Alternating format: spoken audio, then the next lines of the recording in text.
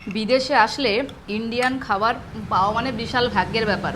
তো একটা ইন্ডিয়ান রেস্টুরেন্টে এসেছি, এই রেস্টুরেন্টে আমি কালকেও খেয়েছি ভাত আর রাজমা, মানে দারুণ দারুণ সুন্দর করেছে। আর আজকে নিয়েছি 2 প্লেট ভাত, এখানে নিয়েছি লুবিয়া মশালা, দেখো কত লুবিয়া দিয়েছে, বরবটির দানা।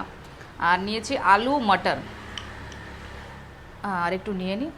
আর লবণ একটু কম হয়েছে, এখান থেকে লবণটা নিয়ে নিই। ব্যাস, এখানে কাঁচা লঙ্কা দিয়েছে আবার।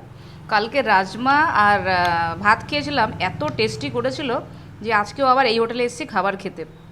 দেখো থাই খাবার তো খেতে পারবো না, ওই টাকা দিয়ে খাবার নেবো তারপরে খাবারটাই নষ্ট হবে, ওই খাবার খেয়ে তো অভ্যস্ত নই আমি।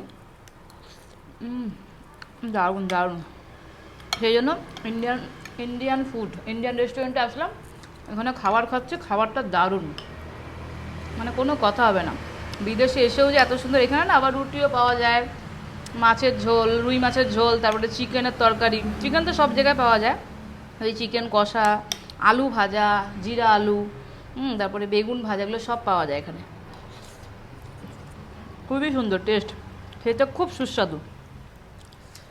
আলু মটর দারুণ করেছে। আর লুবিয়া, ভাতটা অনেক কম দেয়, সেই জন্য আমি 2 প্লেট নিয়েছি, মানে 1 প্লেট ভাত নিলে কম হয়ে যাবে।